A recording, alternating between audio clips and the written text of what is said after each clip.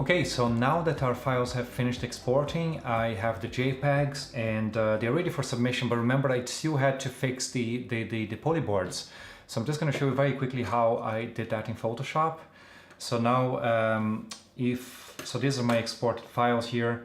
I have, so I just can go through them here and see if there's anything that needs fixing. And that's one of, that's one of the ones that I need to fix. So I'll just open that in Photoshop. And you see how quickly I can do that. I'm not even going to duplicate the layer really. All I need to do is brush over that area with the color of the corner here. There you go. That's one done. Save, maximum quality, done. Close Photoshop. Next. So you see that's gone now. So let's see that one as well. You see in the corner here, there's one. So I'm just going to go there now. Photoshop. Open. Photoshop's going to open it. Select the color close to it. Be careful not to hit my in fact hardness. I should have used a kind of a harder pen brush, because I don't want anything spilling to my model there. So there you go. That's done as well. Save, maximum quality, done. Close picture. Next one. That's gone. So that one in the corner too. Here again. Just brush, select, color, next to it, gone, save, close.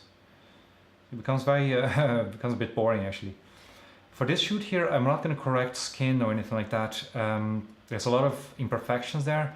I'm not going to go into that because then it becomes a Photoshop course. There are several tutorials you can find online teaching you how to skin retouch and so on.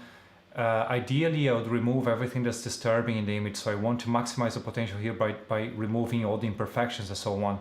Let me just show you how I'd go about doing that in this image in case I were to do it on all of them. So here, for instance, I have maybe a strand of hair there. I have lots of imperfections in the skin, which, I mean, for this subject, kind of, for this concept kind of works. But you can always find frequency separation tutorials. I have already an action for that. So skin retouching, I'll find frequency separation, and I'll just that play. Then I'll just select the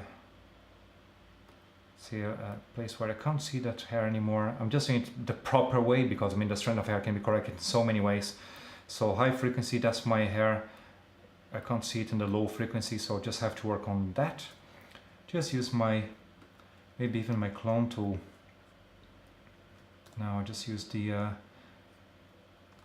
didn't work at all. So content aware, and I want to use only this layer, not all the others. See, kind of didn't do a very good job, so just use the clone, just the clone tool instead. It'd be pretty easy to remove that. And as I said, I mean, there's so many ways you can do this. I'm not going to spend too much time doing it because, it's a stock photography course, not a skin retouching one. But do remember this. I mean, if you are going to do this full time, especially, do spend some time kind of, removing anything that's disturbing in your image, that distracts from the main subject.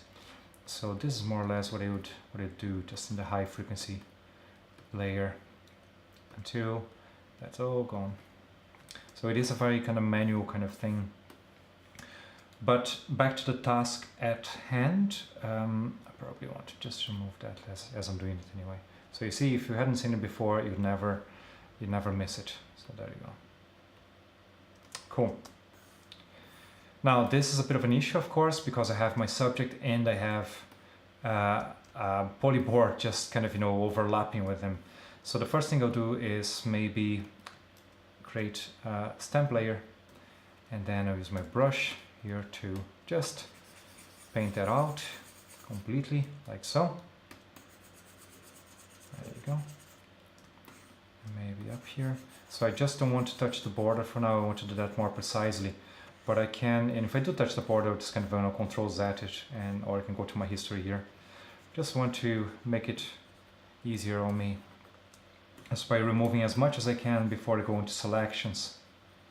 Okay. I think that's more or less what I should do before I go into selections, I shouldn't be, shouldn't be getting too much closer to the subject, because then it becomes dangerous. Now I can't just simply leave it like that, of course it looks disgusting. So let's just use my, well, ideally I would use actually my path tool to just select here, create a path really quickly here, and I'll fix that, of course. In fact, why not do it now? So I'll just create kind of a bent path.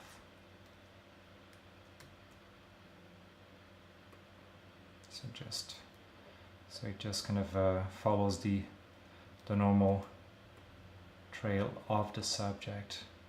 Now, if you don't use the path tool, it is kind of what you should do. It's just for selections. It's pretty much the only safe thing you can do. As in, none of the other tools will get you as precise as the path tool. And I'm not going to lie to you, I don't do this every day. I think it's really boring and time consuming. But if you are doing this for portfolio, or even in stock, if it's something you really want to work on because you feel very strongly about the potential of the image, then it's the tool you should be using. Don't even go into selections and lasso and stuff like that. Just spend some time doing a proper selection with the lasso tool, with the path tool rather. Don't use the lasso tool, no. So there.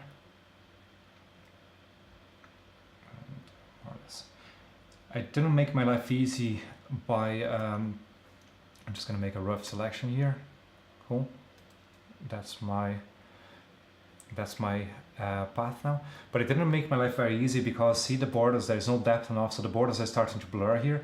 In fact, I can already see just by zooming in that this is not really perfect. So maybe just let's add another point here, and then I can just fix that a bit more properly. But because the borders are starting to blurry, my life is a bit more difficult, you see. I should have used maybe a deeper depth of field just to include that border, and also because it's right at the edge of my image, so the sharpness of the lens starts to falter at that distance from the center. So let's move that a little.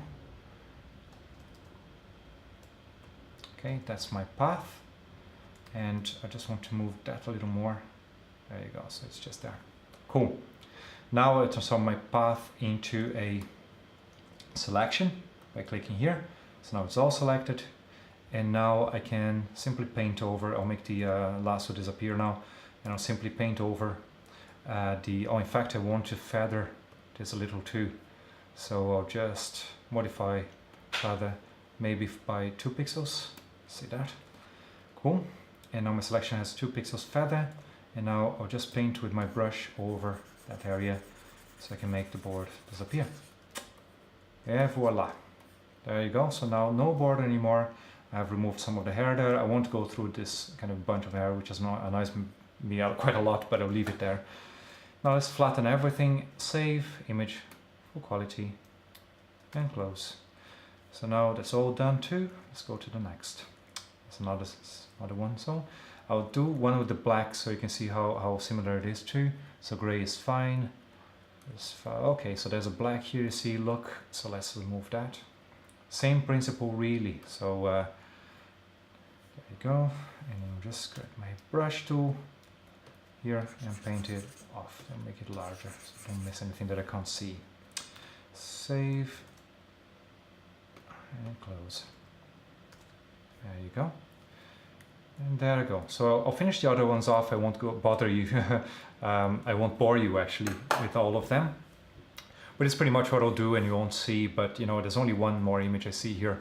So, but what I said about isolating items in your image that distract from the main subject, that's quite important. So when you shoot landscapes, for instance, not an editorial but commercially, make sure you remove anything that's not supposed to be there. Maybe there's a lorry somewhere, a truck for you Americans.